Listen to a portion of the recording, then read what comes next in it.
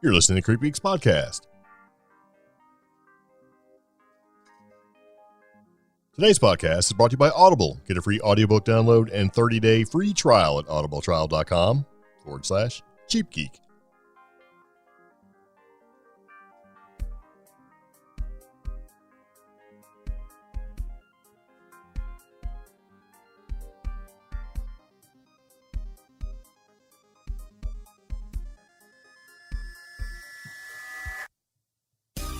So it begins again. Welcome back to the CreepGeeks Podcast, episode number 165.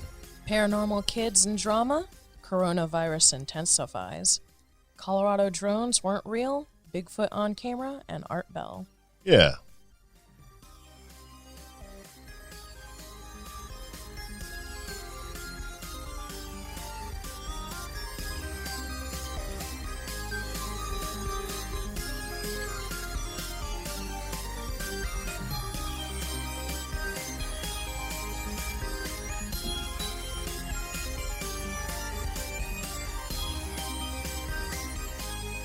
And we're back again with the CreepGeeks Podcast. Thank you very much for tuning in. If it's your very first time, hello and welcome. And if it's not your very first time, it's good to see you again. Yeah. So, I got all choked up. This podcast is about what? The CreepGeeks Podcast is an offbeat news podcast that takes a lighthearted approach to the paranormal, cryptid, strange, the silly, and trending tech topics circulating the web. Broadcasting paranormal news and fun stories from our underground bunker in the mountains of western North Carolina. Yes. Very good. I'm Greg. I'm Omi. And here we go. Yeah. Okay. So in this very fine episode, we have lots of stuff to talk about because that's what we do. We try to find the paranormal, weird news and things we find to be interesting on the internet. Yeah. And we share them with you. And speaking of share, if you'd like to share with us, we have a toll-free number set up for you to call and leave us a message of some kind, whether it's a story or a suggestion or something. A lead. Yeah. You could do that using that number. That phone number is going to be 575-208-4025. Yes. So a couple different ways you can support the show. You can support by using that phone number to give us a call. You can also go to our website, creepgeeks.com. We have a contact form there if you'd like to leave a message or type something out. You could do that and tell us a story or something. You can also email us, and that's going to be contact@creepgeeks.com. Or you can check us out on social media. We have an official Facebook page, that's CreepGeeks Podcast. We have a Facebook group, that's going to be CreepGeeks Facebook group. And yeah, we're pretty active on there. Yes. And if you shop on Amazon and you want to throw us a bone so we can buy some coffee and keep gas flowing in our albino rhino, utilizing our super special link, we get a small percentage off anything that you buy. Yep. Doesn't change the price at all, and it helps us. Yeah, that link is going to be amazon.com/shop/cheapgeek. Yeah. And we also have stuff there too. So if you take a look and see, we have a list for, things like paranormal investigations and camper van and all sorts of crazy stuff. Yeah. So it's kind of what we do. Yeah. So with this particular podcast, we normally like to start off the podcast with a weird or random factoid. Yeah. And so our random factoid for this particular episode is... we had a hard time coming up with the factoid. Well, we had so much things. We had so many things to talk about that we put up in the title. Yeah. Like paranormal kids and drama, coronavirus intensifies, Colorado drones weren't real, all that kind of stuff. And we really just didn't think that we need to go ahead and put a really long, random, interesting factoid in there. So we came up with this. Yeah. We have a Twitter account and we have an Instagram account. Yeah, because we don't really talk too much about that. Yeah. Twitters. We both get your Instagrams on. Yeah, we both really, really dig taking pictures and stuff like that. So we do have a fairly active Instagram account. We try to post as often as we can on there. Yes. And we do have a Twitter with a very, very small following of very devoted people. So we talk to the same few people over and over again, and we'd like to talk to some more. So yes. Find us on Twitter, and we'll put links to both those accounts in the show notes. Yes. Yeah. In our last episode, we talked about the coronavirus, so we have some updates about that. And every time I talk about it, man, I feel like I'm catching the coronavirus. Would you stop? I'm serious. It's like... Okay. And see, I'm the one that does a lot of going out and interacting with the public, so you're not making. I'm not a hermit. I'm just keeping a low profile. Yeah. So I don't want to be on coronavirus's radar for sure. I want to live in a bunker deep in the mountains of Western North Carolina. Yeah, that's true. I do. Not a hermit. I'm maybe curmudgeonly, but I'm not a hermit. Yeah. But it also snowed today, and that's kind of messed my nose up. Yeah. I got corona. No, you just got the wintertime cold. I got the crud, man. Well, even if it's the crud that everybody is calling it, which is not the coronavirus, you have all these schools in these rural areas that may not have exposure to corona, and they're shutting down due to excessive, people being sick and stuff. Yeah, excessive absences. There was this one crazy. school where one of our friends grew up. He shared it because it was like they were closed for like 5 days or something. Yeah, like that, to clean. Over like 15% of their staff were sick, and stuff like that. So, yeah. I mean, if it's not coronavirus, it's something else right now. Yeah. And I think that's what you have. So I got the crud. Got it bad. Yeah. Okay, so with this particular podcast, we don't normally talk too much about drama. No, we're not a drama channel. But there is some drama in the paranormal world, and we're going to talk about it. Oh, gosh. Yeah. So just to kind of lay it out there like this. Okay, so the subject at hand isn't even really the subject at hand, all right? No. So the topic would be, and kind of like what we put up in our title up there, paranormal kids, right? And these are kids that would go out and maybe investigate the paranormal, right? So with the paranormal kids, there's a kid out there who's doing and getting into the paranormal world and is investigating things like that. Kid named Madison. Yeah. I think she's 12? About 12ish. And so she's doing her thing, right? She's got Facebook and she's got a little podcast and she's going out and investigating and meeting people. And she's putting pictures up and doing all this stuff. Well, somebody decided to take and make a post about her, right? Mm-hmm.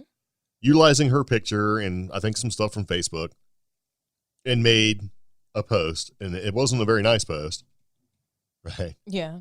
And so this particular post has got a lot of attention, okay? Everywhere. Yeah. Yeah. And so the post, let me go back and grab it real quick. It's from an adult, an older person, and it basically is a picture of this kid, right? Mm-hmm. And anyway, the caption of the post goes, "Look at this shit right here. A 12-year-old ghost hunter," in quotation marks.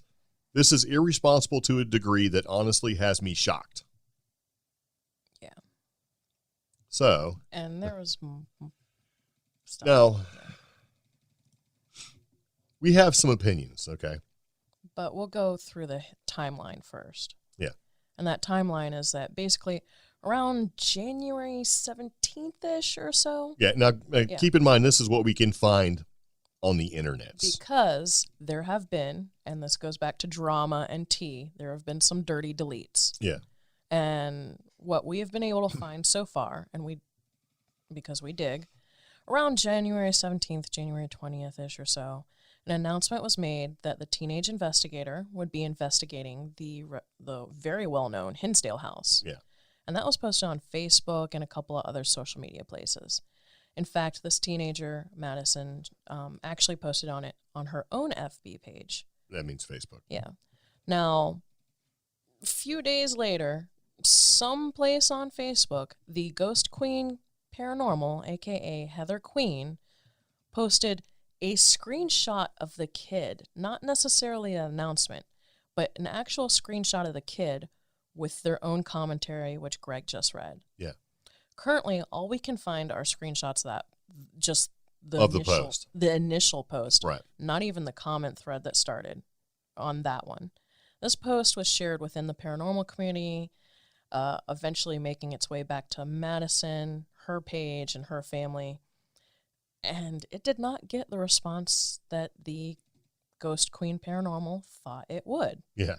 Instead, people dragged her, and basically everything from, there's no reason to bully this child to, some offensive stuff. I'll say that. Yeah. Yeah. Now, since then, within the past 24, 48 hours, however, by the time you're listening to this, 48-ish, Yeah. the teenager posted an official statement on her Facebook page. And that official statement is very decent, well-composed, very political, this is how I feel about this situation. Politically correct. Yeah. Yeah. And tons of people have come out in support of her, and many, many people have taken to commenting on Heather Queen's Facebook and YouTube to the point where we couldn't find anything on this person's personal Facebook page. Yeah. Everything's been locked down. I think you can only go back to like December, and you can't see anything past December into January. What seemed to set a lot of people off was the kid's image and honestly profanity and some of the language that was used. And this goes down to there's a way to discuss or express a differing opinion without using the likeness of a specific person in the media spotlight. And so when we looked at this and we first heard about this, I don't remember how it came up. Actually, you told me, I think. Somebody told me. The weird thing was, here's another part of this whole paranormal community drama. We had no idea until our friends were talking about it. Yeah. And showing support of Madison. Yeah. And the issue really is this. How old is too old? How young is too young when it comes to your kids or just children in general with paranormal investigation? Now, I think that Heather's intent was to basically say that, 12 years old is too young to be a paranormal investigator, because she said that later on in different places. But what she meant, and I'm using quotes for this because we don't really know, and we can't really, we're just kind of putting out what we see. She meant one thing, but it read completely differently. Yeah. It read differently to the point where people are, they're like, hey, this is bullying, and they're basically dragging Heather, and they're saying all this stuff. And I'm not defending her. I'm just saying that I don't think the original intention was to come across the way she did. However, the way she came across when you read that post, you were like, I was like, okay, I know exactly why Heather is having this issue. Because because when I read that, I was like, if that was my kid and I had a comment like that, I would be very angry about it. Yeah. Like, who do you think? But I don't think that was her intention. Now, if I had made that post and realized that the reaction I was instantly getting was probably coming across because of maybe a miscommunication, I would have tried to get out in front of it and apologize and say, hey, look, I apologize for the way that came across. This is what I was trying to say. Yeah. But you also would not have used. No, I wouldn't. Yeah. I would have worded it differently too. I would have said, something like, is this safe? I can't believe a 12-year-old's being allowed a paranormal investigator, something like that. And you probably wouldn't have used her image. No, I wouldn't have done that either necessarily. Yeah. But to be completely 100% honest about the whole thing, I wouldn't have commented at all on this. Yeah. There's a different... I wouldn't have made, I wouldn't say comment. I wouldn't have made a specific post about it. It wouldn't have been a post for me to make. I probably would have commented somewhere off another post, but I wouldn't have created a post using that kid's image and doing all that stuff. Because number one, it's a teenager. And there's a different way to bring that conversation of different opinions. Right. Besides grabbing an image of technically a minor and then providing somewhat and even offensively worded. Yeah, and even statement. if you look at it like, well, okay, it's on Facebook, so it's a public thing, whatever. But see, where the real problem lies is that now we're no longer talking about the issue, and what was supposed to be the conversation starter about the actual issue has turned into cyberbullying and everything else. Now, all she had to do, Heather, is to clarify. Yeah. Right? And maybe understand that people did not take her post the way she meant it, if she meant it that way. But she didn't. She doubled down, right? Yeah. And started trying to argue with everybody for every comment and just kind of throwing it out there, thereby proving to everyone who's seen those posts and who's seen that post and who were aggravated and possibly, angered by it, proving them right. Yeah. where they're like, what, how dare you? And they were incensed that somebody an adult would speak this way and do this. And she's just proving them right by fighting every comment. Mm-hmm.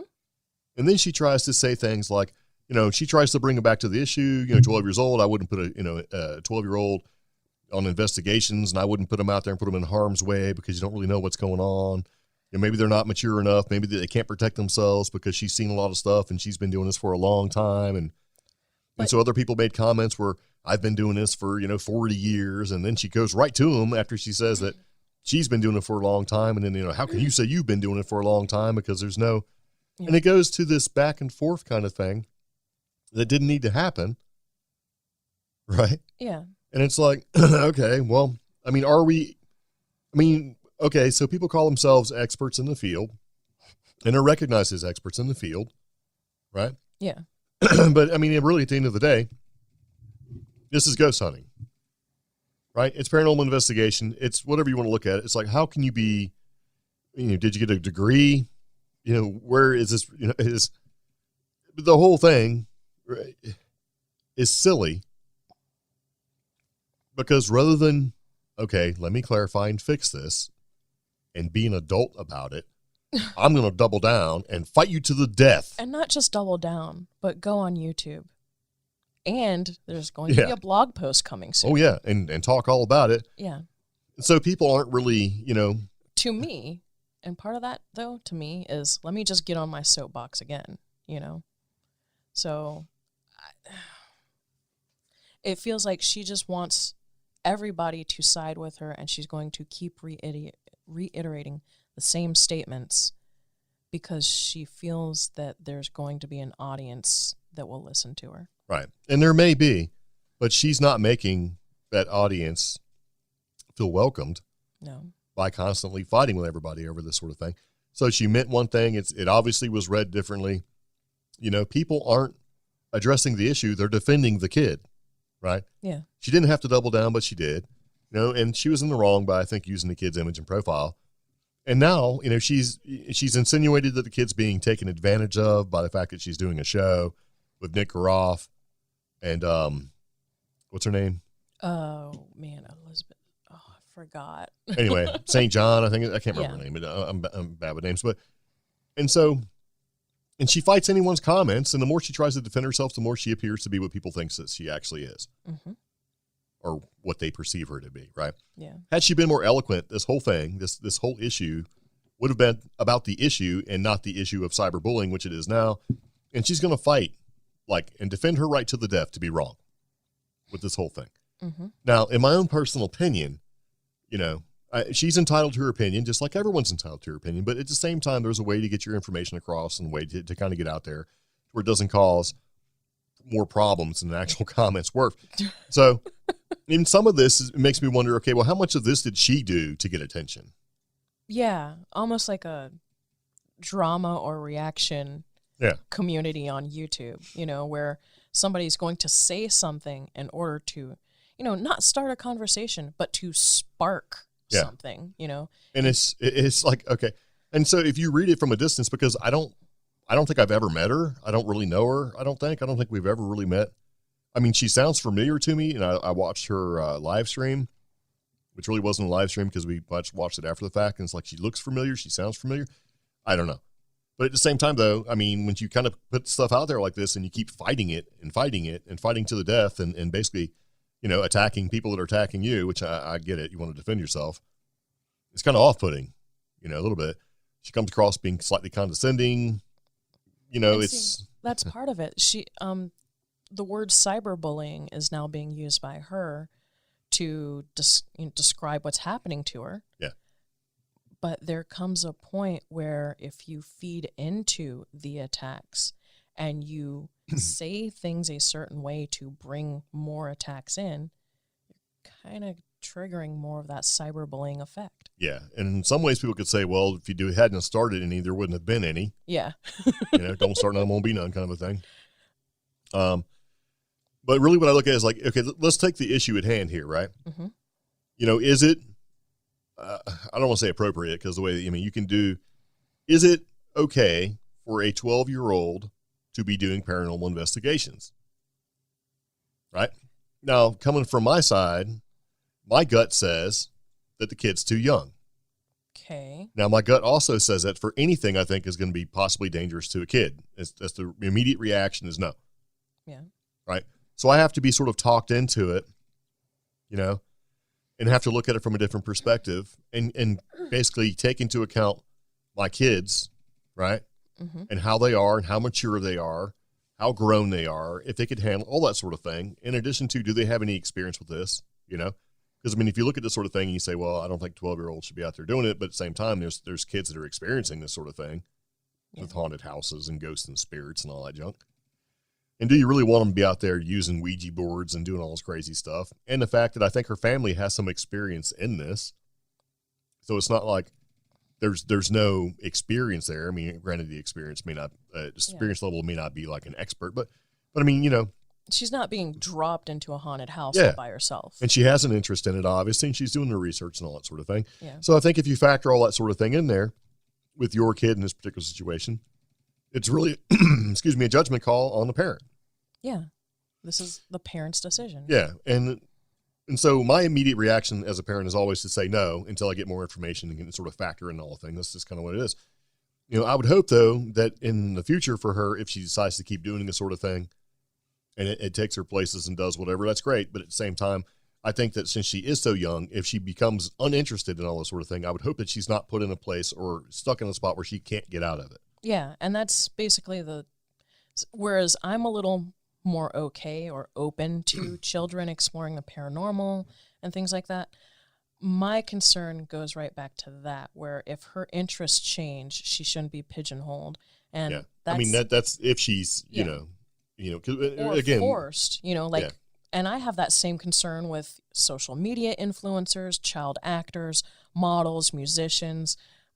Last night I was having a conversation with you about Britney Spears and all the terrible things that have happened with her. Yeah, it's like, what? She's not even in control of her own money. Yeah, and so from that concern, that's where I have the concern for anybody who's so young and in the media spotlight. I am glad this particular teenager seems to be in really good hands. Yeah. I have confidence in people like Nick Groff, as well as many of the other paranormal people speaking for her and, supporting her. But it's that whole child actor thing that I always have a concern with. And I would like to think that, maybe there's some kind of training, because really, what kind of training can you get out here? You know what I'm saying? Well, how do you defend yourself against demonic possession? Because if you watch some shows, every episode's a demon. Yeah. And that was one of the fears that was brought up, and people brought these up in the comments in different places that were like, what if you bring something home with you, you get exposed to, terrible things, poltergeist activity and all that sort of thing, and what happens if? And the thing is, that's how it is with kids in general, no matter what it is. Yeah. What happens if I take the training wheels off the kid's bike and they run into a bush and get hurt? What happens if, it's always what happens if. What happens if I let them go trick-or-treating and they bring poison candy home? Yeah, what happens if I let them go to the mailbox and they get taken by somebody? What happens if I let them go to the mailbox, they fall and break an arm? Yeah. It's always what happens if, because that's just how it is with kids and even with dogs. You know what I mean? What happens if I let him outside by himself? Is he going to go out there and bite an extension cord that's plugged into the wall?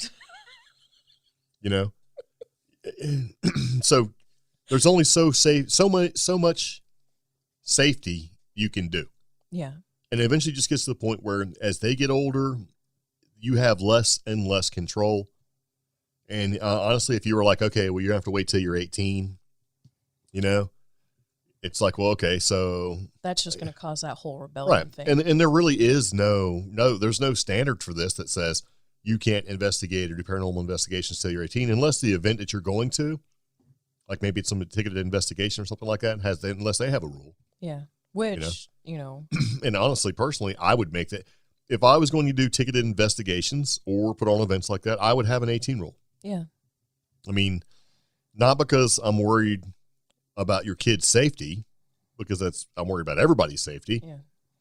But because it's liability as well. Yeah. And so, you know what I mean? So you're speaking about spiritual safety. You're less worried about as you are insurance liability safety. Well, at the end of the day, if they're doing the investigation or whatever, and they're there and they're by themselves, and they're 17 or 16 or whatever, and they fall and break a leg and they didn't get possessed by a demon, now I'm on the hook to take care of that leg. Actually. Because parents are kind of dumb. So, kid comes home with a broken leg, I'm going to get a phone call from an angry mom saying, why did you let them come to this when they broke their leg? They wouldn't have broken their leg if you didn't let them show it. I'm See what so I mean? mad you brought can't that win. up because that reminds me, we've been looking for different events to do this year, and I found a Bigfoot event.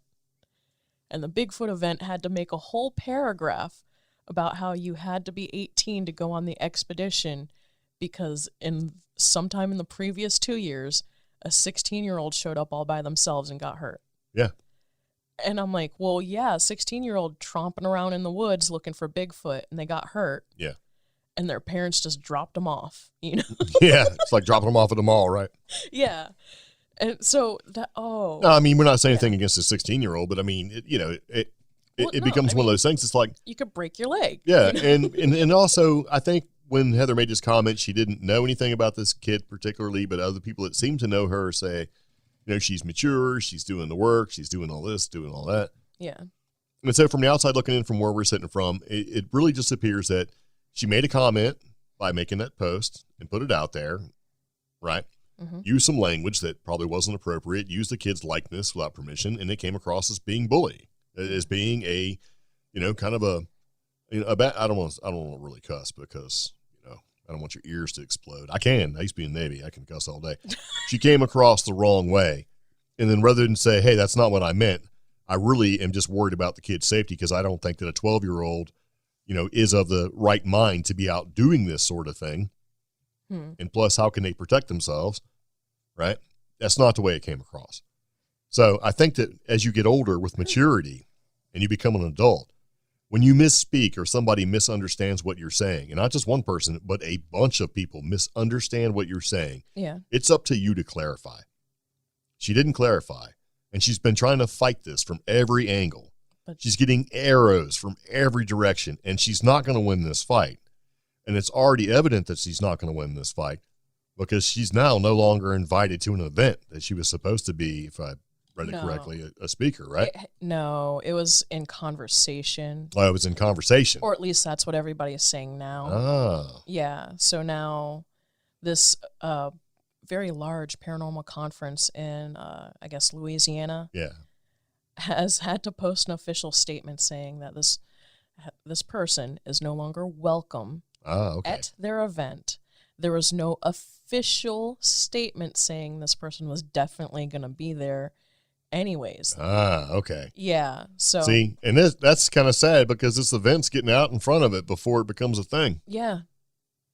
See, so I think that it would have been better suited on both sides. I mean, here's what kind of gets me about the whole thing. We've seen this sort of thing happen with adults, right? Mm-hmm. And older adults. Yeah. Where you'll have a group of youngsters out there, and I'm saying youngsters, they're not that much younger than really you or me, out there new in the paranormal world, new in the investigation world, doing their stuff, right?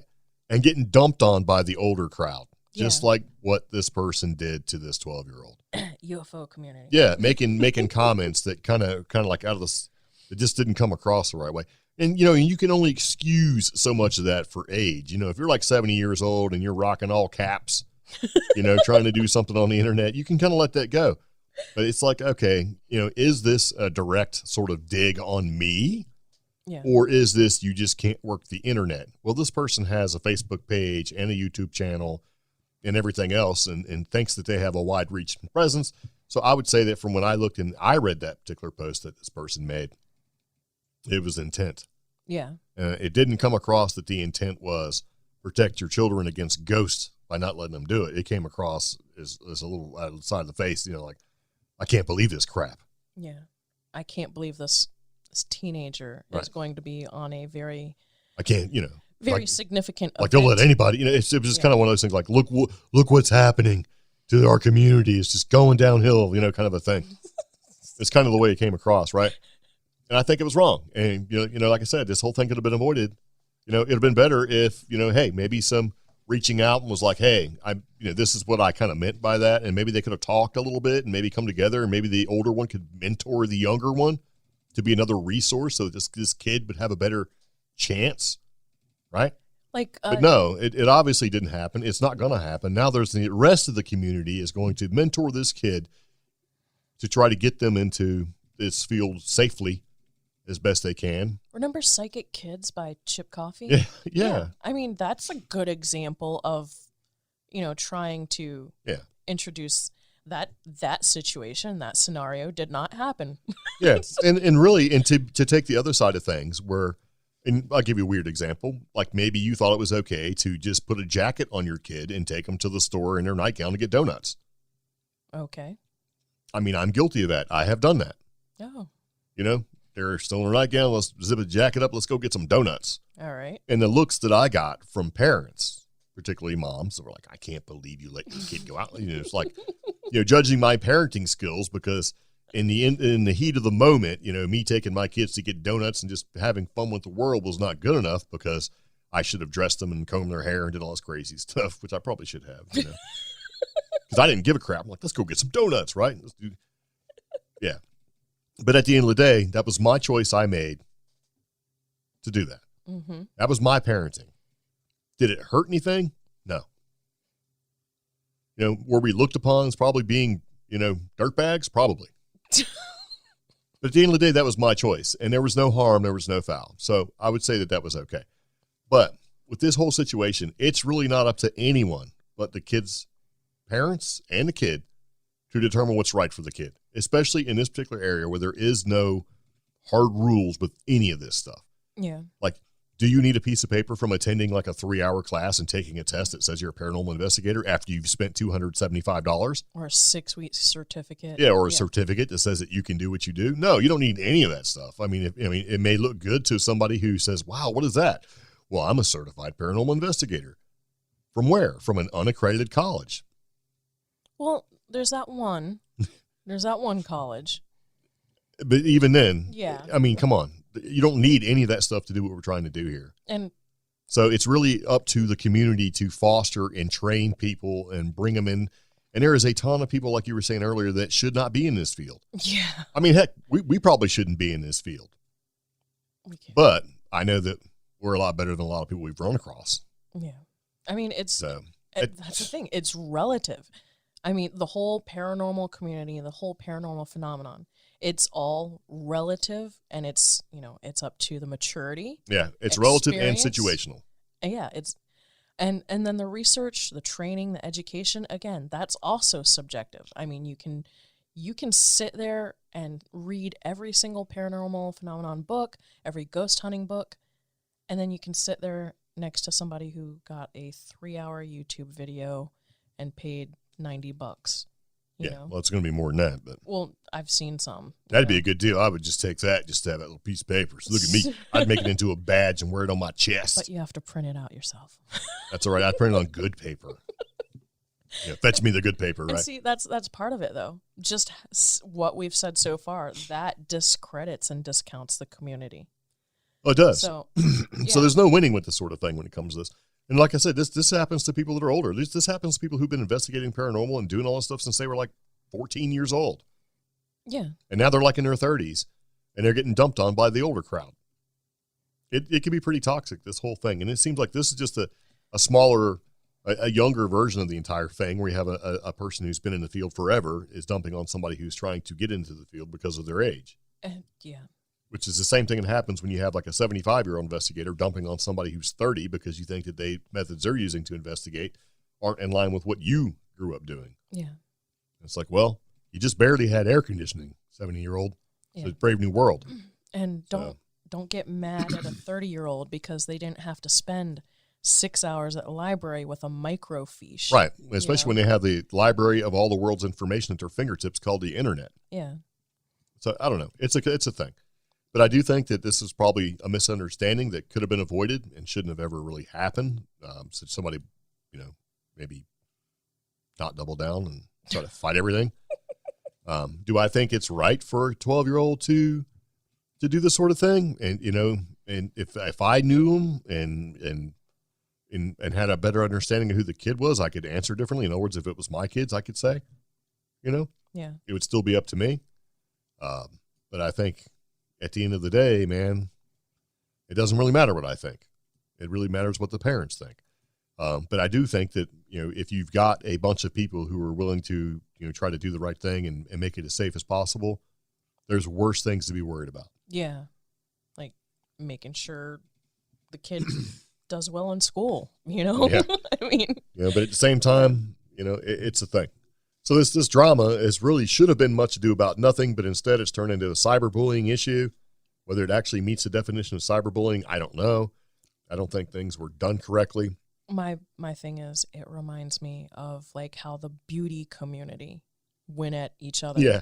On YouTube. Like, and if you Google that or YouTube it, like beauty drama 2019, The it's tea. just the tea. It's like this vicious nature that we recently, as a society have started to do. I mean, with like, especially like on YouTube, because it gets so vicious when you see someone else doing something in your supposed expertise or field. Yeah. People are just coming at each other. And it got real bad like on YouTube with different communities, whether it was beauty or nails or geocaching. It didn't matter. Whatever your niche or your hobby, people were going at each other's throats. And it's funny because I always say that the paranormal community is a little slower than the other communities. It's now hitting the paranormal community. Yeah. So, yeah. You mean slower as in slower to feel the effects, or just slower because... Trends. Oh. Yes. See, if somebody just tuned in, like late, they would hear that you said the paranormal community is just slow. No. Just stop. See? We're going to start our own tea here on the CreepGeeks Podcast.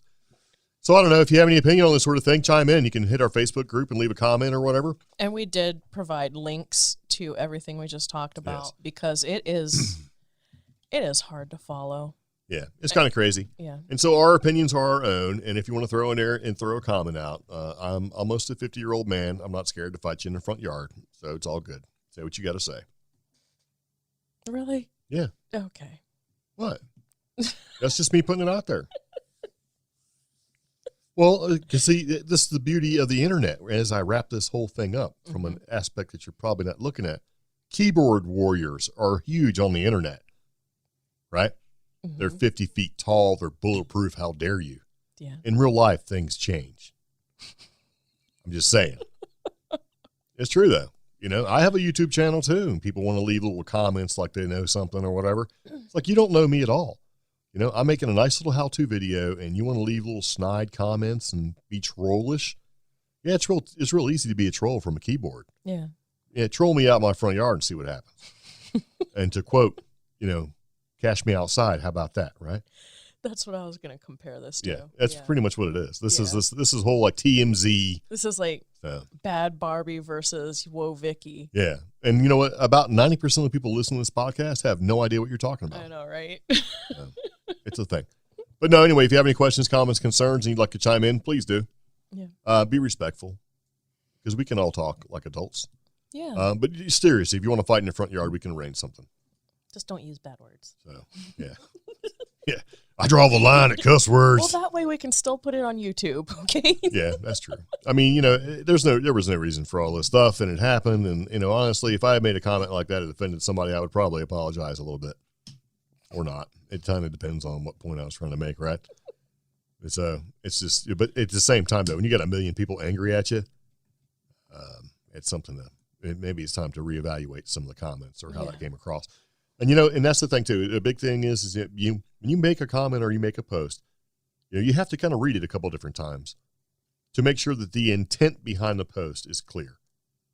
So that's why it takes me 10 minutes to write an Instagram caption. You write something out, you got to come back and look at it again. Let me look at this again and see what would this be like if a stranger read this. And if a stranger would be angry and that's not your intent, you probably shouldn't do it. Yeah. Now, at the same time, hey, let's make sure that, I don't know. Let's just make sure that the kids are okay. Yeah.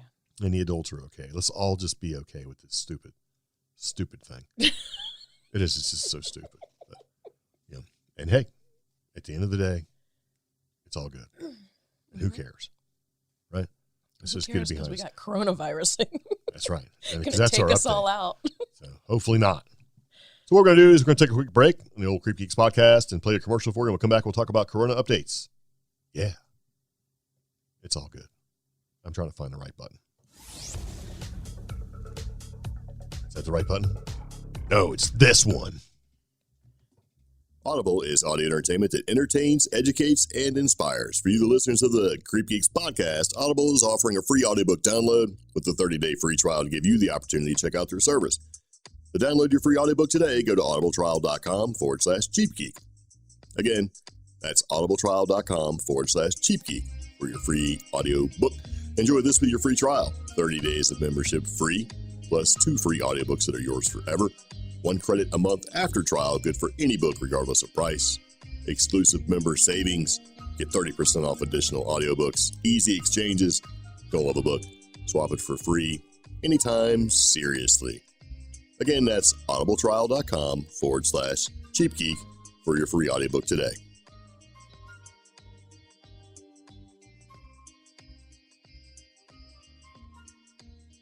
And we're back.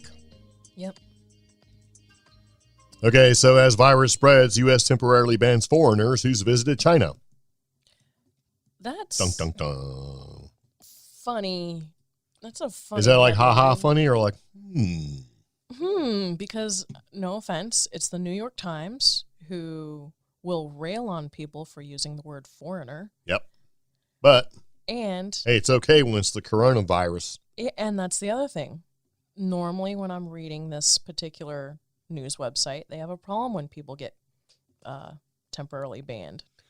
Yeah, but not today. Yeah. And here's what you need to know, according to New York Times. U.S. restrictions will keep out most foreigners who's recently been to China. Stocks sink again after airlines cancel flights to China. Wow. Delta, United, and American Airlines are suspending all flights between the U.S. and mainland China. Americans evacuated from Wuhan are quarantined. And so far, according to New York Times, more than 250 people have died and nearly 12,000 infections are confirmed. That number's higher than the last number I read. Yes, it is. This is why we're doing an update on it. Yeah. Now, there's been some sort of, there's been a bunch of unsubstantiated claims that we talked about earlier that said that 91,000 people have been affected. There's no province at all in China that has not been affected by this, and that the entire thing is possibly an experiment gone wrong. And we're not going to link to those. Because they're conspiratorial, and since the links can't be verified correctly, since Facebook is now fact-checking every fact pertaining to the coronavirus. they will just basically block all of your stuff. Yeah. Because we just saw that announcement. If you just Yep. log into Facebook now, they're going to give you some sort of alert or notification about it. Right. And, you know, my thought is with some of these Facebook fact-checker groups that they pay for, I don't believe in their political ideologies, and they don't believe in mine. And I don't believe in any of that stuff that they talk about, and they don't believe in any of the stuff that I talk about. So when you come to a situation like that where one person making probably about $10 an hour can press a button and block your entire Facebook presence, I have a problem with that. Yeah. Because you have no voice in the matter. Because at the end of the day, Facebook is a privately owned thing, just like YouTube. So we're not going to give them any ammunition, so we'll keep reporting on what we see.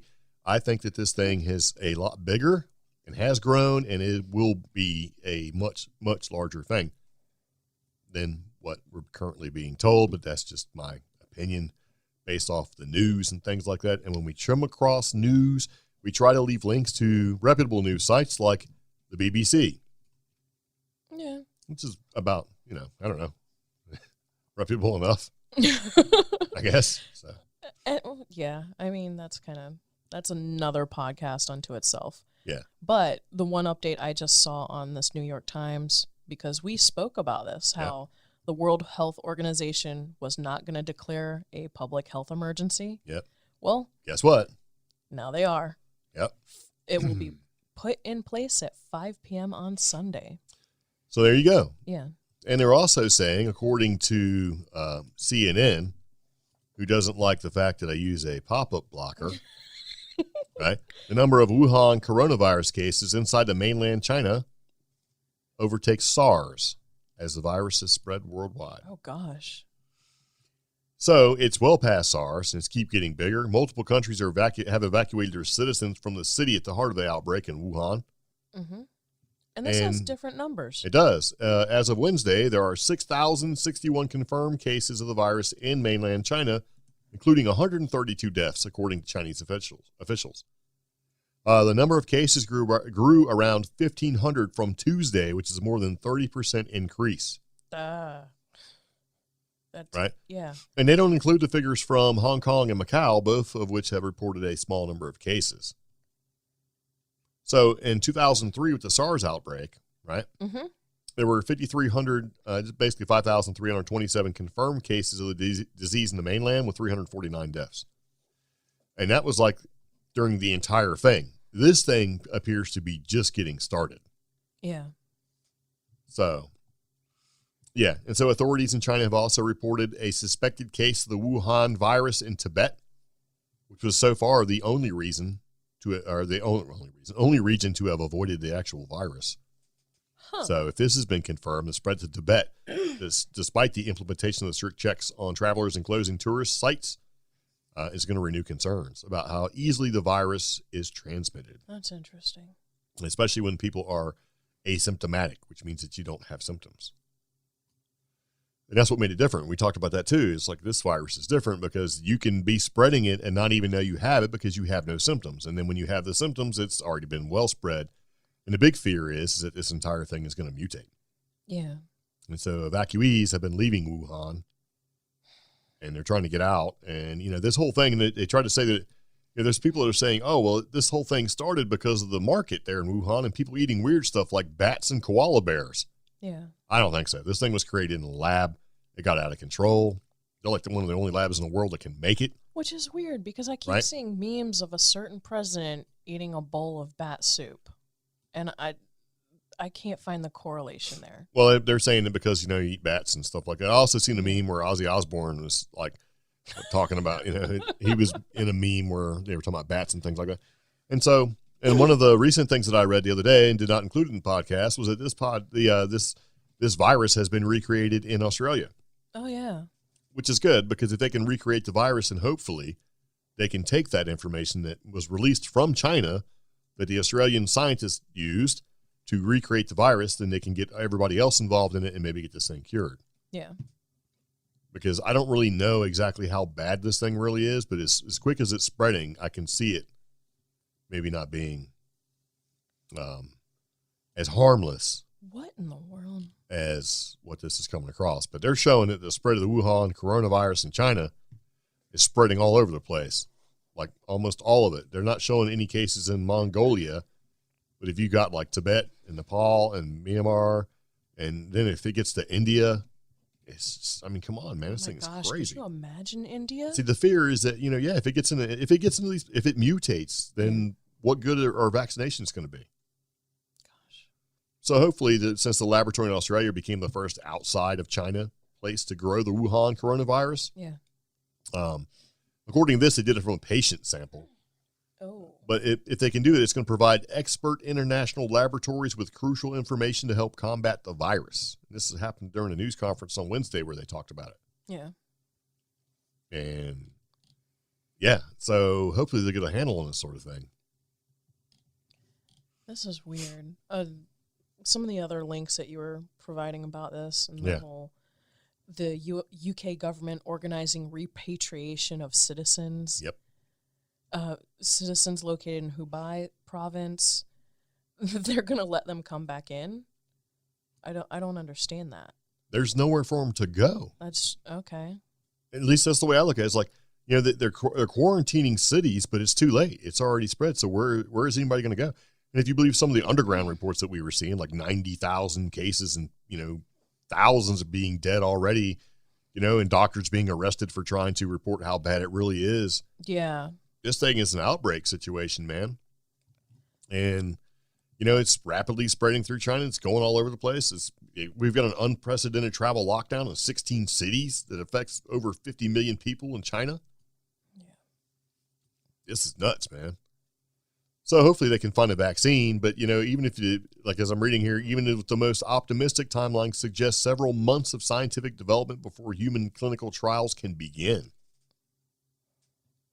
Now, if this is something that was created in a lab in China and accidentally released, you think that they'd have something in place to fix this sort of thing. So maybe, I don't know, man. There's a lot of conspiracy kind of popping around about it.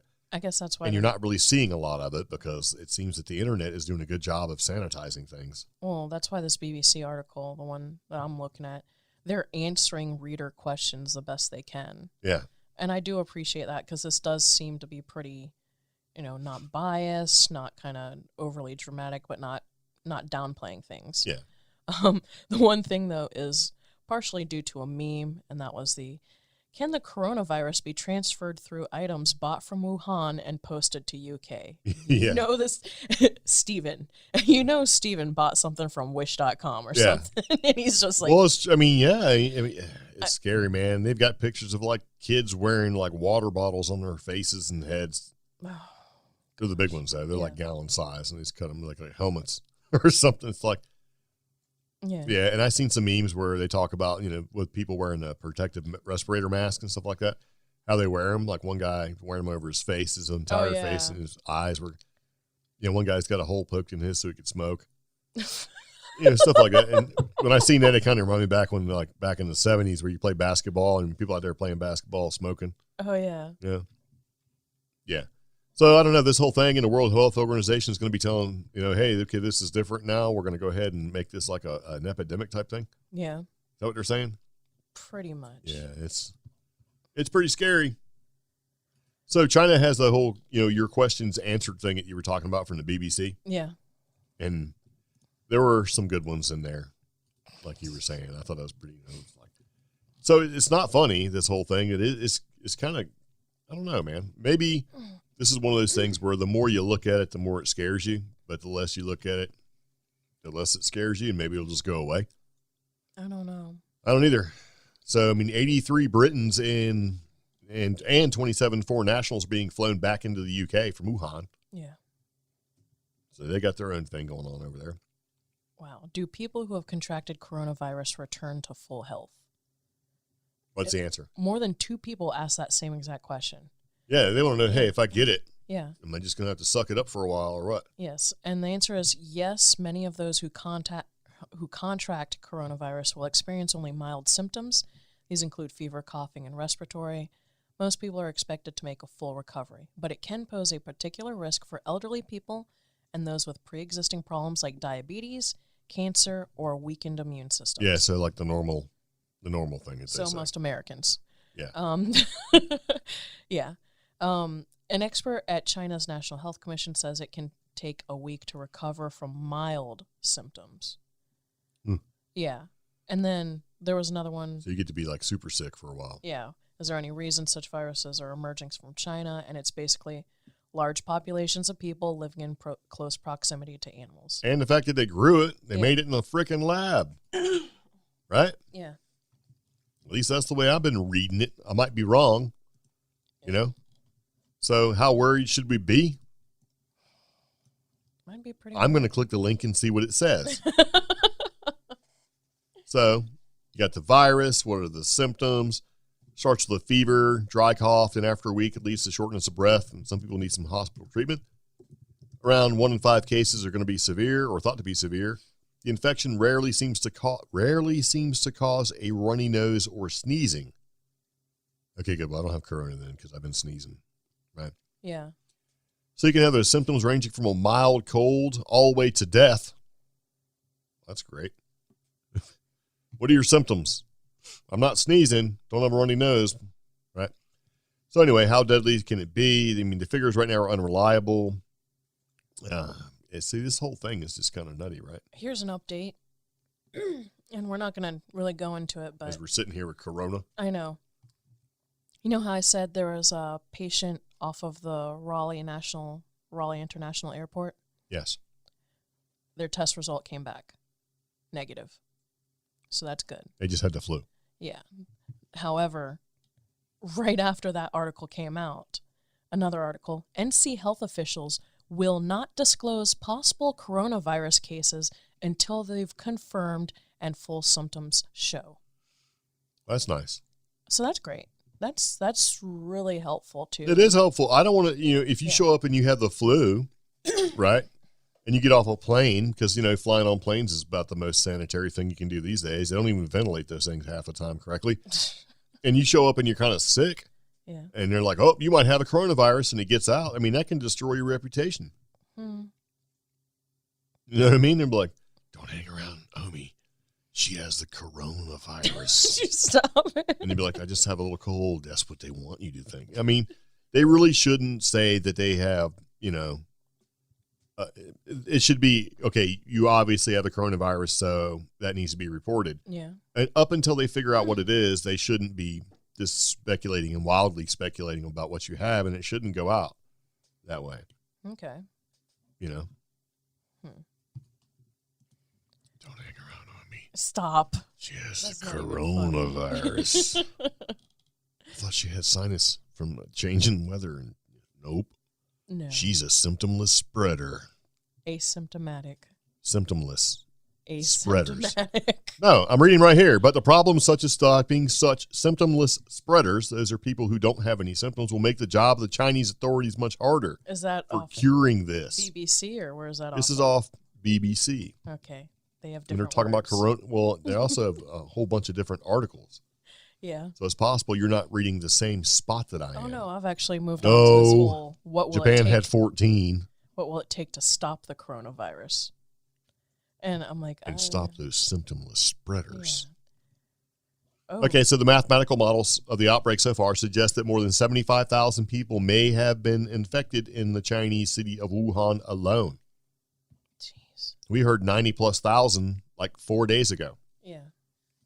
So evidently this will become a global health emergency, like you were saying, from the World Health Organization. They're going to do it as they did with swine flu and Ebola, right? Mm-hmm. Let's hope this virus doesn't mutate. Scientists will be watching this closely. How can the outbreak be stopped? They're going to lock everything down and lock people up. Like, hey, we're going to need you to stay in your house for a while. You know what I mean? We'll need you to wash your hands and be clean. They did that for swine flu in certain states. Yeah. Yeah. So it's kind of hard to lock down a whole city, but, I'm glad that they're trying to do something. So hopefully with the whole world trying to fix this sort of thing, that this won't last nearly as long. And the whole idea of taking a couple months, I think if there's a cure available, I don't think it's going to go through you.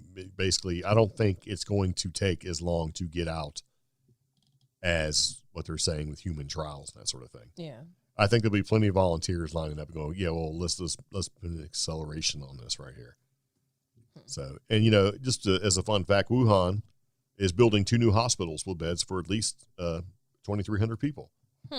In the city of more than millions. I don't know how well that's going to work, but hey, that's all right. Yeah.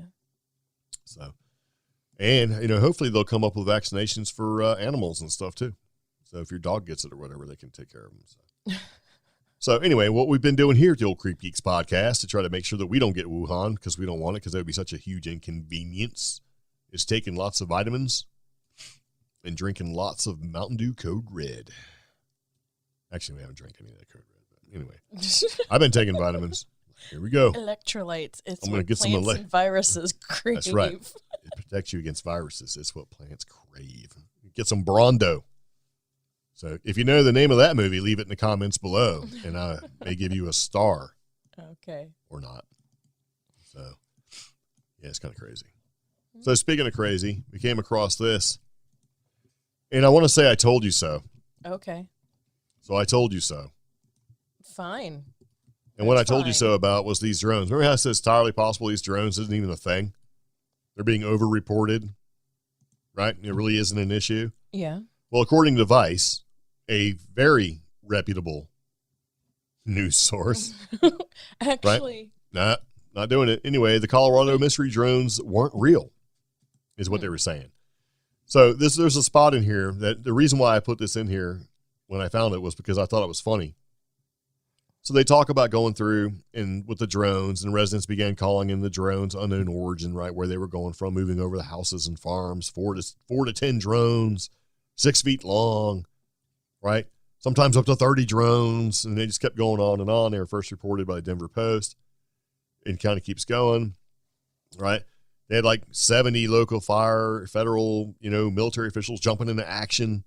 They formed a joint drone task force, right? Yeah. And so, and then on, I think it was, January 13th, Colorado Department issued a statement about the investigation into the mysterious drone sightings, and they confirmed that no incidents involving criminal activity, nor have investigations substantiated reports of suspicious or illegal drone activity. That was on the 13th of January. Mm-hmm. In other words, they didn't find anything. Well, it kept going, right? And then on the, there was like 23 reports that happened from January 6th through the 13th. And 13 of those reports were determined to be planets, stars, small hobbyist drones. 6 were commercial aircraft and 4 remained unconfirmed. So out of those reports, right, that's 23 reports that happened. None of the 90 reports from November 23rd and on were confirmed instances of illegal drone activity. Yeah. So, and the night before, when the sergeant was cruising around Morgan City, right, the Yuma County Sheriff's Office was told by someone whose name is redacted in the public records, right? Yeah. Who lives to the west of the airport, saw them by his house. And he figures it had to be dangerously close to be interfering with airport airspace. And nobody thought that it might just be a plane. I wonder if that's that same somebody who says they keep showing up at his house. It's possible, right? Yeah. So I thought this was the funny part, right? The next day, the Yuma County Sheriff, anyways, his name is T.C. Combs. He received an email from a man who wanted to get deputized in order to form a special task force dedicated to the clandestine monitoring, capturing, and persecution of those responsible for the recent public panic. Here's what he said. My team will be dedicated to the liberation of our skies. Right? Yeah. And he said, we will be known as Team Alpha Warhawk. Okay. And he identified the strengths of each of his team members, including his own. His strength is comic relief. Right? His second in command was a culinary expert and was great, but not amazing. Right? However, he's got what he's got. The third member of the team specialized in weapons/ammunition expert, but was also just an all-around great guy. One of the recruitment pool candidates makes a mean pot of coffee. Another one is the most charming man I've ever met. And the lone member, right, with a name of Hispanic origin was their linguistics expert. What so the heck? He sent this email off to the sheriff. So the sheriff evidently has a sense of humor. He was like, I will put your team in the toolbox in case I need it. But just be appraised that these operations are usually handled as black ops, and therefore there is no recognition for your service to the community. You'll be regulated to drinking alone, right, at the far end of the bar and not being able to talk about your exploits beyond a knowing glance at your teammates. I will inquire of the feds, whoever that might be, because it's a secret, to the start of the process on your security clearances. Hopefully, our allies in the Middle East have let your travel ban from your previous travels rogue incident, right? Mm-hmm. The misadventures of youth should be allowed to fade into the murky past at some point, expire so that won't be an issue. If not, you will be restricted to operations only on United States soil, which we all know is highly controversial. I think a good cover story would be Windmill Repairman, which would allow you to move freely throughout the area. Thanks in advance for your desire to make Yuma County a safe place, as a safe place for the citizens. Oh my goodness! I was like, this is horrible. Team Alpha Warhawk. Its strengths were comic relief, culinary expert, right? Yeah. Great but not amazing guy. However, he's what we got, right? Weapons, ammunitions expert. Also just an all-around great guy, right? One recruitment pool candidate makes a mean pot of coffee, and another's the most charming man I've ever met. It's almost like the A-Team or something. I'm pretty sure like Deadpool 3 or whatever is Team gonna be Alpha just Warhawk. like this. I just thought that was hilarious, man. So I read it when I first read it. I'm like, what? Oh, that's so funny, man. Yeah. Okay, so anyway, they go through and they say that the Colorado non-incident adds another issue to it. And with the part of the okay. So the Colorado non-incident adds yet another instance of drone hysteria to the record books, which has been documented by a white paper published by drone manufacturer DJI, of which they are the makers of our drone. Yeah. That we currently have. And a study done by the Academy of Model Aeronautics, which has found that only 27 out of the 764 reports of drone sightings by aircraft pilots were legitimate near misses. Huh. Yep. And it says, while I can't conclusively say that we have solved the mystery, we have been able to rule out a lot of the activity that was causing concern. That's from Stan Hilke from the Colorado Department of Public Safety, executive director, and he told the Denver Post this. It says, even though it sure sounded like they had solved the mystery, right? Mm-hmm. But we will continue to remain vigilant and respond as new information comes in. Okay. So. And they actually have a copy of the papers that were sent. Yeah. So my emails. thing about this is this was a whole lot of nothing. You were right. I have my tinfoil hat on about this in two different ways. And that is either, is this just kind of backtracking and there may still be drone activity going on because there are still reports coming in? Or in about 3 to 6 months, are we going to see the FAA trying to use this situation to the disadvantage of drone users? Well, it's funny you bring that up. Okay. And I wasn't going to put this in the podcast episode. So I don't have a link for it. But according to the Department of the Interior, DJI drones are not safe. And so they've effectively grounded all DJI drones due to threat of cybersecurity. Even though the Department of the Interior and some of, like, because forest fires and, you know, fire technicians, service, like park rangers and stuff like that, have used DJI in the past. Yeah, well, DJI makes really good drones, and they're all over the place. In fact, didn't they use some of them for, like, the fires in New Mexico? Absolutely. Yeah. They're used all over. I mean, if you're a drone operator and you're under contract with somebody and you say, hey, you can do the job and you have a DJI, you can do it, right? Yeah.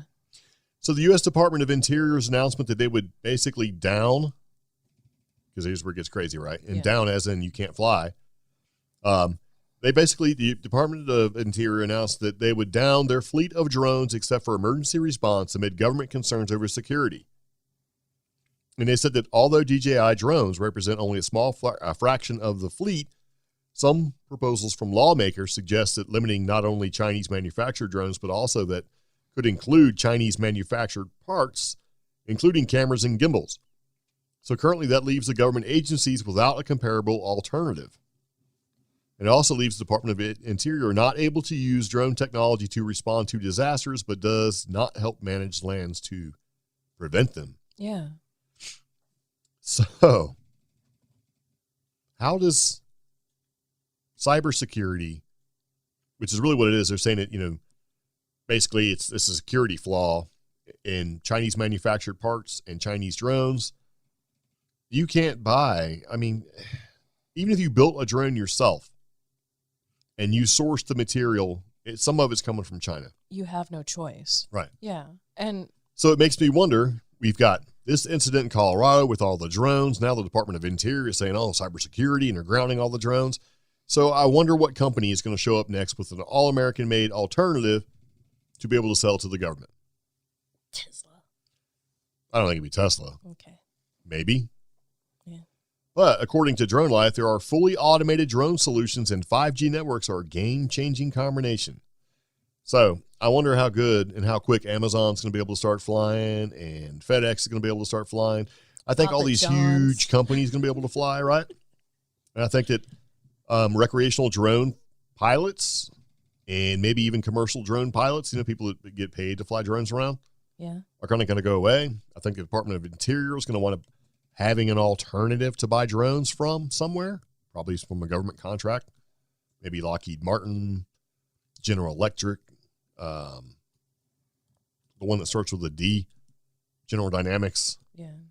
I wouldn't be surprised because some of those guys actually make these big, large drones, like these Predator drones. What would keep them from being able to produce little tiny drones? Nothing. So I don't know. Maybe it's not related. Maybe it is related. Who knows, right? Because it seems like drones have been getting a bad rap here real lately. And so DJI actually went ahead and they put out some information. And they have a response. So, yeah. And about 20% of those drones that they use, right? Because DJI, or the Department of Interior has a fleet of about 810 civilian drones. Only about 20 of those are DJI products, and it's the largest federal government It's the largest in the federal government that has become trusted and valuable resources for the agency. So the biggest part of their drones and the over 10,000 drone missions, right, is everything from surveying migrating birds to fighting wildfires and volcano monitoring stuff, has came from a DJI drone. So they have the biggest sort of line share out of all of this at 20%. Okay. So it just kind of makes you wonder, right? And it's like, and so DJI said, that's why we're troubled by a new department policy that takes aims at drone technology. According to the policy, DOI employees, that's Department of Interior, can no longer fly drones by foreign-owned companies or those made with foreign manufactured components with undefined cybersecurity concerns as the sole rationale. This policy has grounded the DOI's entire drone program and all the benefits that come with it. It's an alarming, politically driven decision that places lives and property at risk.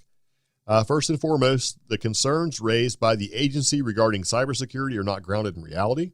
Yeah. And as they said last year, we worked diligently with DOI officials who themselves worked with independent cybersecurity professionals and experts at NASA over the course of 15 months to create a safe and secure drone solution that met DOI's rigorous requirements. The result of the collaboration was our government edition, the GE version, right? Yeah. Solution which provides additional safeguards so drone data is not intentionally or accidentally shared with unauthorized parties. And then just a few months later, at the request of the Department of Homeland Security, our GI drones were independently evaluated a second time by the Department of Energy's Idaho National Lab, which also found no areas of concern related to data leakage. And see, that's my problem with a lot of this is the data and security and cybersecurity risks that they're talking about. Every time I've read into them, it has actually related to the data stored after the fact, right. Not necessarily the data created or generated by DJI or whatever the company is, whatever drone it is. It is the data that is stored after the fact or currently being used for whatever task. I mean, that's part of it, but a part of it also was the geofencing technology and all the other stuff that happened with it. Like DroneSense, which was a company that sold a platform to the government and law enforcement. Yeah. They left the data exposed, and it shows where the police departments are flying their drones. Yep. And that was like back in December. So, and when I've read articles like that, it's been not the drone itself or the drone manufacturer directly. It has been something that is controlled by the entities that use the drones. I'm having a hard time explaining it. Yeah, basically, it's what happens with the data when you're done. When you pop the memory card out, transfer a video, whatever it is. Or the tablet that you're using. Or your flight plans, whatever. Yeah, the tablet or the smartphone you're using to operate the drone. And that's part of it too. That's something that they bring up. They basically talk about, you can't use any electronic device, that doesn't have some Chinese manufactured parts in it. So does that They talk about like cell phones, they talk about cameras, they talk about all that stuff. Yeah. It says, how many DOI employees use smartphones, laptops, tablets, radios, weather monitors, cameras, and other electronic equipment containing Chinese components in their jobs? I mean, and it doesn't make any sense.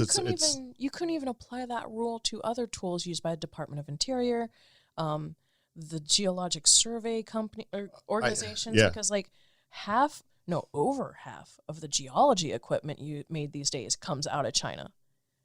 Yeah. I mean, I know that's like an apples and oranges thing, but still, it is equipment necessary for our government to use. Yeah. And it's all coming from China. I mean, somebody's going to hack the machine that monitors earthquakes. I mean, who knows? I think that a lot of this is sort of a coordinated thing to bring drones and the control of drones and everything associated with it under some kind of control, so that somebody will, or some company or a group of companies is going to have a huge windfall when they can turn around and lock it all down and lock it out. Yeah.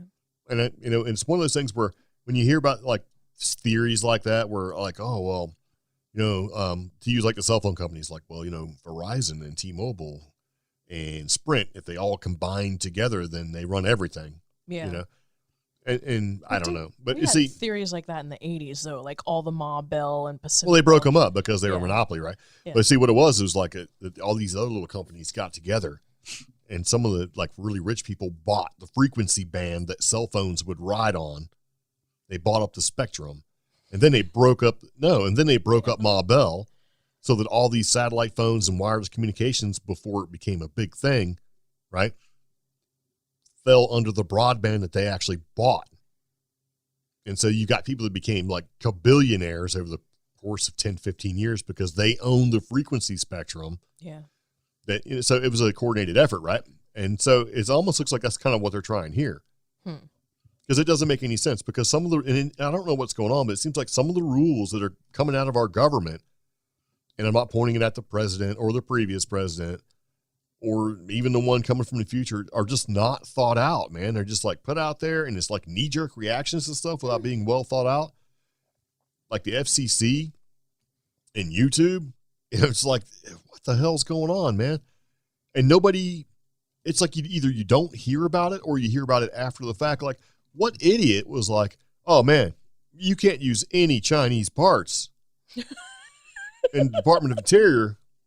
Let me go ahead and send an email from my phone letting my people know that you can't use any Chinese parts in these drones, and we want to make sure that we're going to eliminate using Chinese parts in all of in everything. It's like, you can't do that, stupid. It's like saying, oh, man, we're not going to be able to use any transistors or any semiconductors or any circuits or anything like that.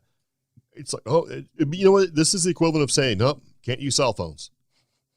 Can you imagine? It's like, how are you supposed to do your job? I mean, you can't even drive your car, okay, to your people that work for you in the Department of Interior and say, hey, you can't use Chinese components because your car's got Chinese components. It's like, it doesn't make sense.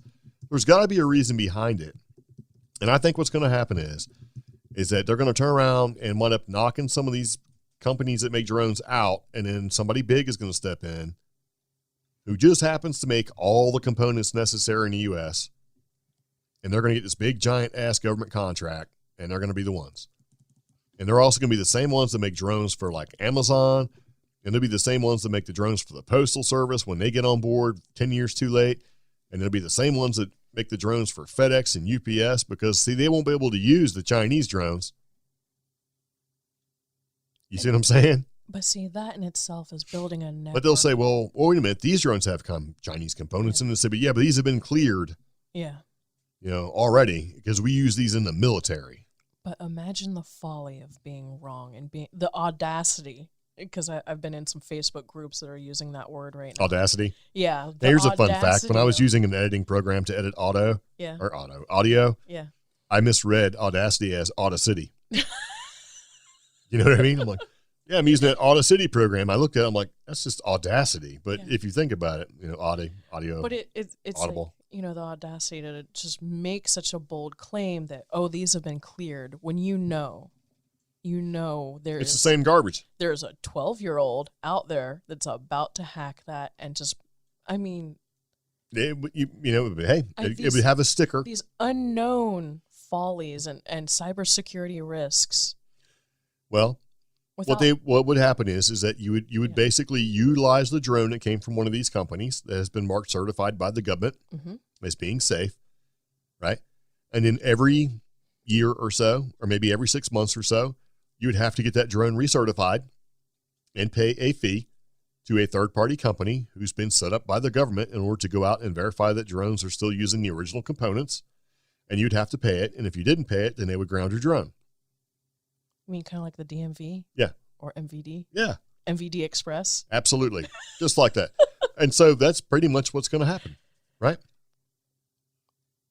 I was just the whole fact. Because it's almost like the government, I don't think, had or realized how popular drones were going to be, so they didn't have anything in place to control it.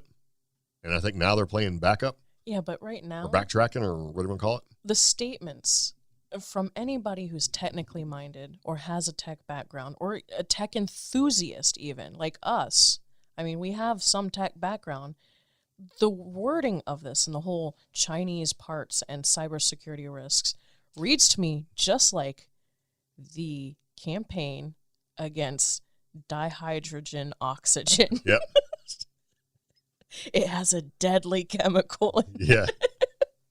So be afraid of This is the oxide. Yeah.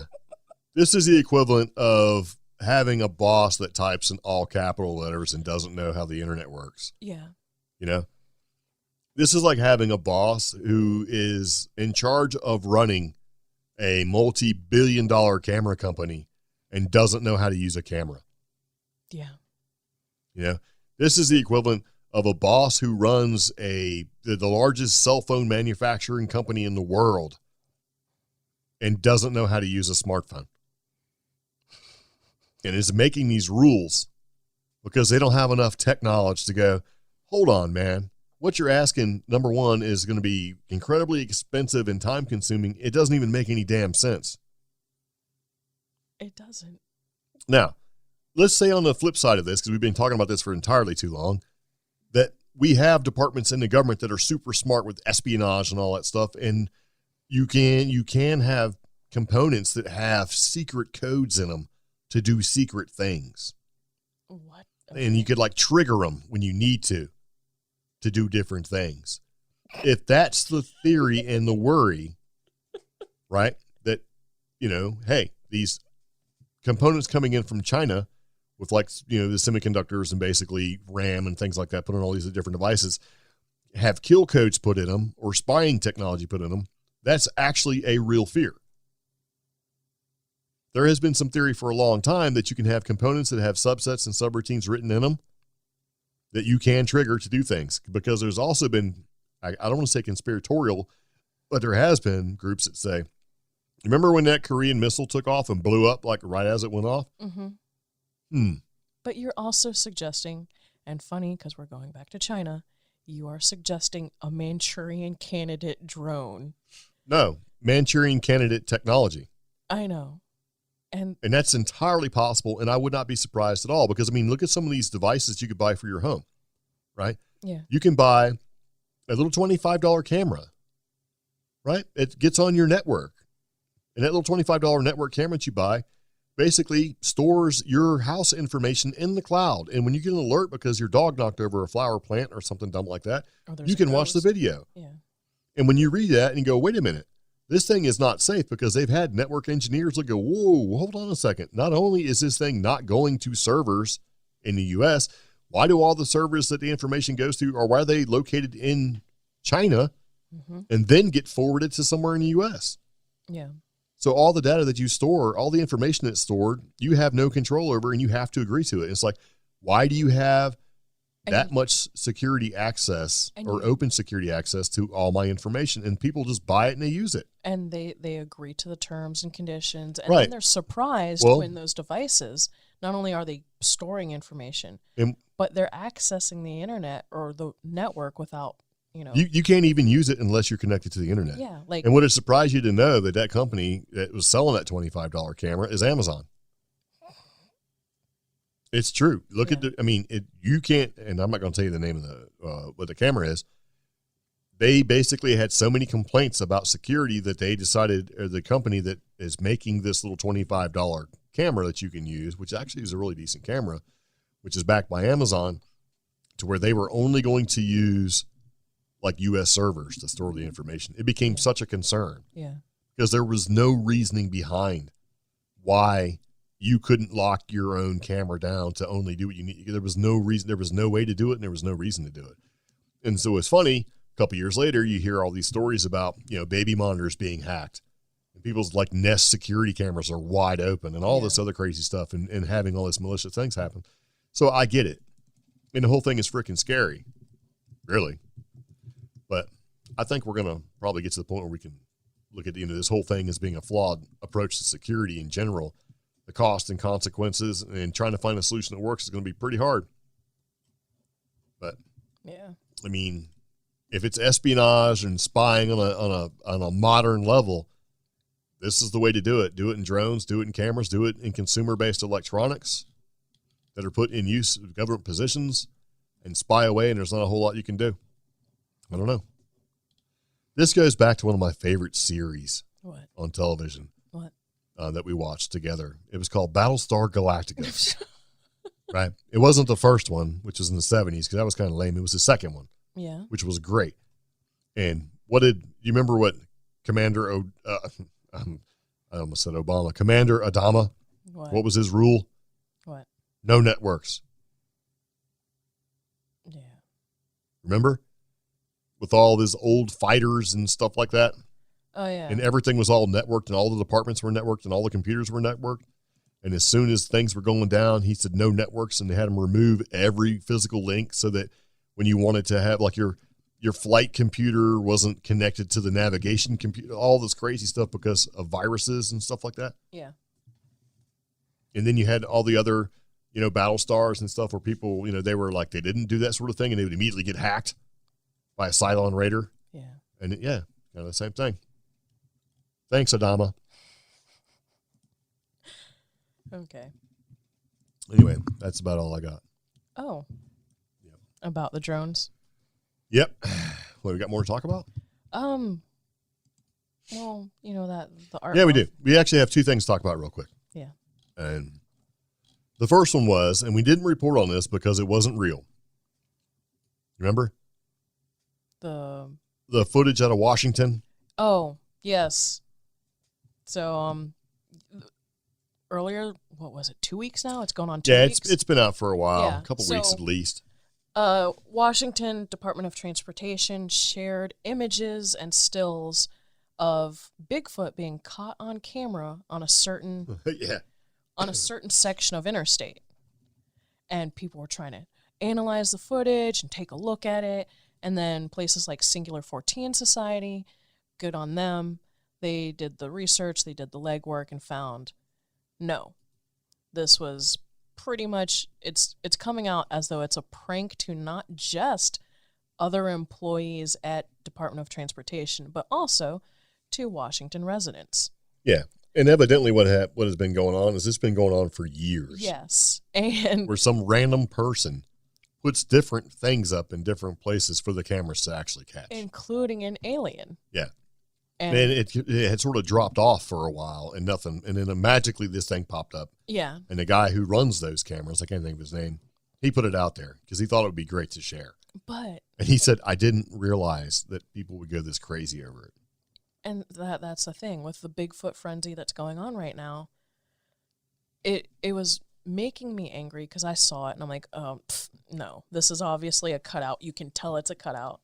Yeah. But other places kept perpetuating it. And then finally I saw, Singular 14 Society and one other place shared, some research on it. Yeah. So I'm constantly being a keyboard warrior and going, no, look at this. No, and the research was pretty hard for him to do. They just sent the guy an email. Yeah, pretty who runs much. the thing. He's like, yeah, that's fake. Yeah. He was just letting it roll. Yeah. So, but other people kept perpetuating it to the point where even literally 6 hours ago, I saw another Bigfoot Facebook group share the post. Yeah. And it's like, it's fake, man. It's fake. And it looked fake. Yeah. It looks like a cutout parked in a tree. It looks like a cutout that you could buy it at a Bigfoot festival. Or if you got some black paint and some plywood, you could make your own. Yeah. Yeah. So we didn't report on it because we thought it was fake, and people kept trying to share that. And it's funny because it got shared to our group twice, and I deleted it twice because it's like, it's not real. I'm not doing it. Anyway, but we do have a Facebook group for you to go check out, and you should check it out because there's lots of fun stuff that we share. But one of the things I thought that we've seen here recently, I thought was actually, I seen this a couple days ago, but I didn't really say anything about it or report it. I don't know why. Anyway, okay, so Coast to Coast AM was created by Art Bell. Mm-hmm. Art Bell is the grandfather of all of this. Yes. He is the grandfather of paranormal investigations, paranormal news, paranormal. So when paranormal stuff became mainstream, and you could see it on TV, and you could hear it on the radio and social media and all that stuff, he didn't create it, but he is the one who normalized it at night. Yeah. And he did it on the radio. And at one time, this guy had like 4 million people listening to people talk about aliens, UFOs, Bigfoots, out-of-body experiences, all that sort of thing. Yeah. He was bigger than Rush Limbaugh and Oprah Winfrey at night and on AM radio. What was that? Dr. something? Oh. I don't know. Yeah, because, as far as AM radio, bigger than even the Dr. Laura. That's what that. Oh, she came way later. She doesn't count at all in that factor into any of this. But I mean, we're talking about going back into, late 90s with all this stuff. And he had a radio station that he bought and he created it, right? It was Kingdom of Nye in Pahrump, Nevada. And he is in the Radio Broadcasting Hall of Fame. And he brought, he's got world record, like Guinness Book of World Records for longest broadcast. The movie Good Morning Vietnam was loosely based off of his experience when he was in the Army. Yeah. So he is, he was a legend. Yeah. And he started the whole thing with Coast to Coast AM, where he switched over from talking about politics and stuff like that to talking about just pretty much weird people calling in about weird stuff. And he normalized it and he made it okay. Now, we're not saying he's the first one to ever do it, because there's lots of books and, he hasn't been doing, or hadn't been doing this forever. Yeah. But he made it okay. And it became wildly popular. And in the mid-1990s, when he switched over from political talk to paranormal, right? Mm-hmm. That's when the ball started rolling. And so if you look at something like what he did, at one time he had like 500 stations and over 15 million listeners total. Those are, that's unheard of. And that's at his peak, right? Yeah. So sadly, there's some things with Coast to Coast. He left the show. He retired. He came back. He wound up, doing some other things and started up another show, and it didn't work out. It was on satellite radio, and then he came back again and fired it up again. And then, unfortunately, he died. Yeah. And people say he died of an overdose. Some people say he died in sleep. There's some people say he died of lung cancer. I mean, so there's... And there's all that drama leading up to before his passing. So, yeah. And he has a long career of things that happened at night when he was broadcasting. There's all these different things. So Art Bell was a legend. He was the godfather to all of this stuff. And this recent article that we seen said, where a plaque and a bench in memory of Art Bell was unveiled in Pahrump, Nevada. Yeah. And Pahrump's a small town. So, and they put a plaque up, and it basically says, in loving memory of Art Bell from 1945 to 2018, right? Yeah. Donated by fans and Nye County. Oh. And there's a bench there too. And, so I thought that was actually pretty cool. So Nye, and basically the Pahrump Valley Times, right? And Nye, they're proud of its most famous promoter, right? They kicked in and they came up $1,128 for the plaque and the bench. Yeah. And also a group off Facebook called Friends and Fans of Art Bell. They went and did a GoFundMe and they raised $1,546. Yeah. So together they have a nice bronze plaque. It's, and a bench for you to sit and look out over something. Oh, so I can't remember what it looks at over. But. Yeah, so it's in the town's famous Calveda Eye Park. The two roads circling it make the park look like an eye, which is an appropriate location. Yeah, because he did the Kingdom of Nye. And you can kind of see, it kind of overlooks part of, I guess, the neighborhood area, and you can get a nice scenic view of the mountains behind it. Yeah. So it's just wonderful. And he had some issues. I mean, not to, he wasn't like, but he had some issues doing his thing. I liked him. He was my favorite. And he gave a lot of people their start, and George Norrie, I mean, he may have had some shows going on. I had never heard of George Norrie at all until he was able to sub for Art Bell. Yeah. So, I'd never heard of Knapp until he subbed for Art Bell. I'd never heard of any of those guys, never heard of Ross.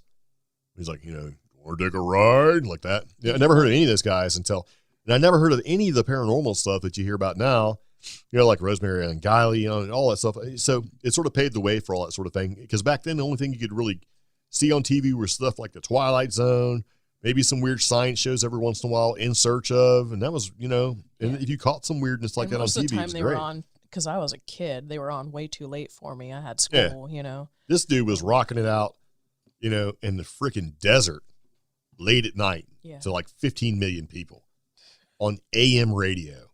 And it was fantastic. And the cool thing was he did it all himself. He was his own engineer. Yeah. This dude, because he's a radio legend.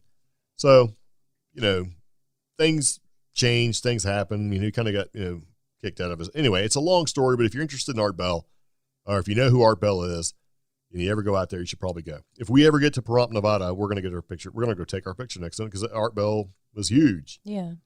So, and if you don't like Art Bell, I'll fight you in the front yard, and that's all there is to it. So, because some people are like, well, and I'll be honest with you, once Art Bell left Coast to Coast, it was okay for a while. Then he came back and he left again. It's like the last time I listened to Coast AM, not impressed, especially with what happened to him when he came back to go to satellite radio. He was going to be on, Art Bell was going to be on Sirius and XM, I think. Yeah. Satellite radio. He kept having problems with quality, and he was, basically he is a radio engineer, and people were trying to say, you just don't know what you're doing, but he was like, no, there's something wrong with this sort of thing. And he kind of, said, hey, if you don't fix this, I'm not going to come back.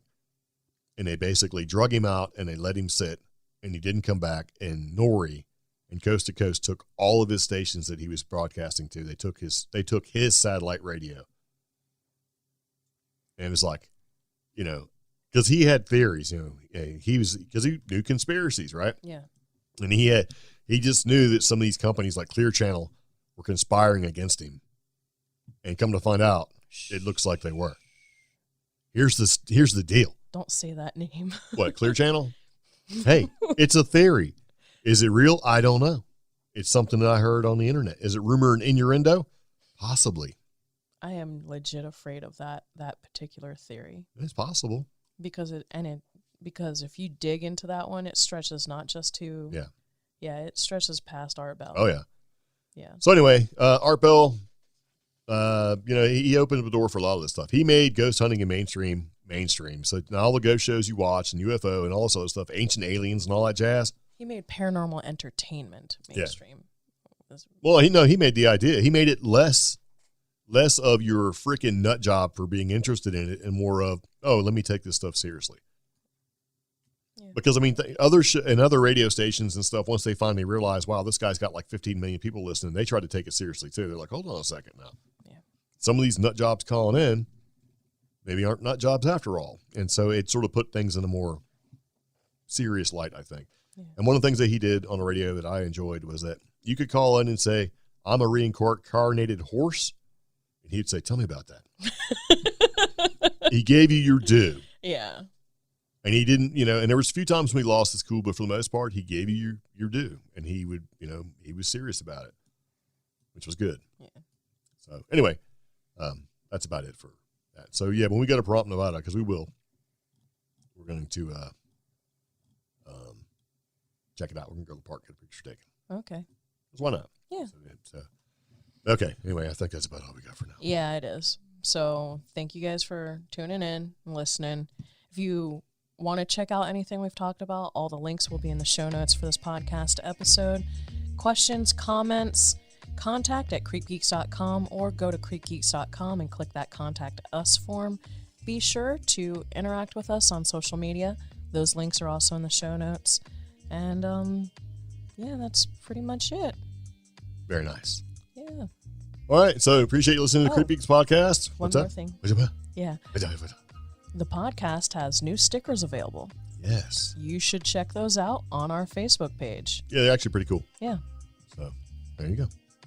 That's about it. All right. So if you have any questions, comments, concerns, please let us know. Otherwise, see you later. Take it easy. Bye, Sickle. Bye.